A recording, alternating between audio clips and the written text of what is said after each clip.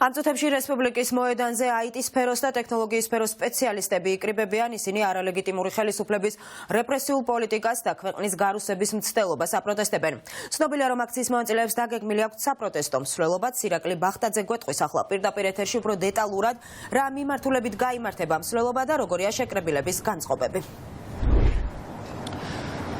ჯერჯერობით უცნობია თუ რა მიმართულებით იქნება მსვლელობა, სულ ცოტა ხანში მას შემდეგ, რაც აქ სხვადასხვა კომპანიის თანამშრომლები, ტექნოლოგიური სფეროს წარმომადგენლები შეიკრიბებიან, ამის შემდგომ უკვე გავიგებთ თუ რა მიმართულებით იქნება დღეს მსვლელობა, თუმცა აქციის მონაწილეებმა რესპუბლიკის მოედანზე უკვე ნელ-ნელა დაიწყეს შეკრება და მას შემდეგ, რაც აქ უკვე მოვლენ სხვადასხვა კომპანიაში დასაქმებული ტექნოლოგიური სფეროს წარმომადგენლები, ამის შემდგომ გავიგებთ დღევანდელი დღის გეგმას. გუშინაც ამავე პროფესიის მოქალაქეებმა, იმ ადამიანებმა, რომლებიც აპროტესტებენ 26 ოქტომბერს მითვისებულ და გაყალბებულ არჩევნებს, უკვე გამართეს ერთი ფართომასშტაბიანი საპროტესტო აქცია, მათ გადაკეტეს რუსთაველის გამზირი და დღესაც რესპუბლიკის მოედანზე 11 საათიდან დაიწყეს შეკრება და სულ ცოტა ხანში დაიწყება მსვლელობა, თუმცა როგორც უკვე გითხარით, ჯერ მიმართულება თუ რა მიმართულებით იქნება მარში, ჯერჯერობით არის უცნობი. აქ მყოფი ადამიანები ერთხმად თანხმდებიან იმაზე, რომ 2024 წლის 26 ოქტომბრის არჩევნები ბიძინა ივანიშვილმა მოიპარა და შესაბამისად ახლა მათი მთავარი მოთხოვნა არის, რომ ჩატარდეს ახალი არჩევნები. გარდა ამისა,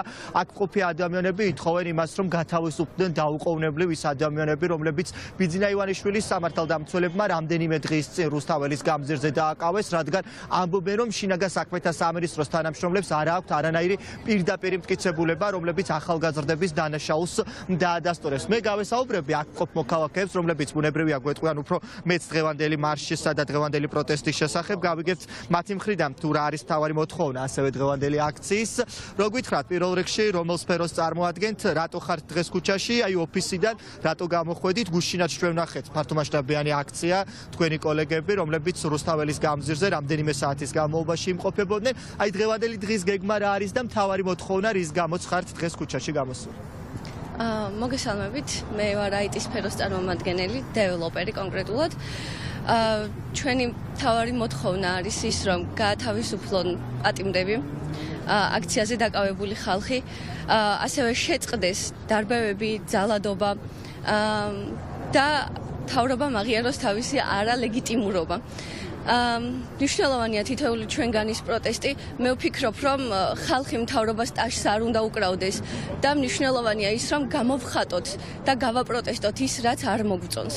შესაბამისად მივიღებთ უფრო ჯანსაღ გარემოს და გარემოს, რომელშიც ჩვენ ცხოვრება გვსურს.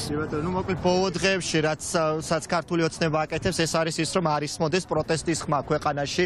ამის საპირისპიროდ მართველი პარტია ყოველდღიურად ახალ კანონებს იღებს და დღესაც მესამე მოსმენით არალეგიტიმურ პარლამენტში უნდა მიიღონ კანონი, რომლის მეშვეობითაც მოქალაქეებს, რომლებიც საპროტესტო აქციაზე იქნებიან, არ ექნებათ შესაძლებლობა პირბადის ტარების, პიროტექნიკის გამოყენების და ეგრეთ წოდებული ლაზერების, რომელსაც აქტიურად იყენებდნენ მოქალაქეები საპროტესტო აქციების მიმდინარეობისას. აქციის კიდევ ერთ მონაწილეს გავესაუბრებით, რომელიც უკვე იმყოფება რესპუბლიკის მოედანზე.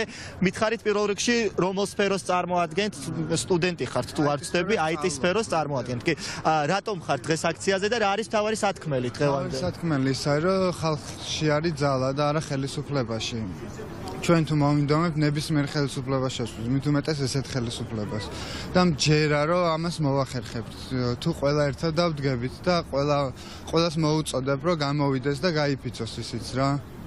აი ჩვენ რამდენიმე დღის წინ ვნახეთ პოლიციელების მხრიდან მოქალაქეების ძალადობრივი დაკავების კადრები და თქვენ ალბათ მომსწრეხართ. ორი მეგობარიც დაიჭირეს. ეხლაც პატიმრობაში არიან? არა, გამოუშვეს, ადმინისტრაციული თითქმის დაკავება. ხო.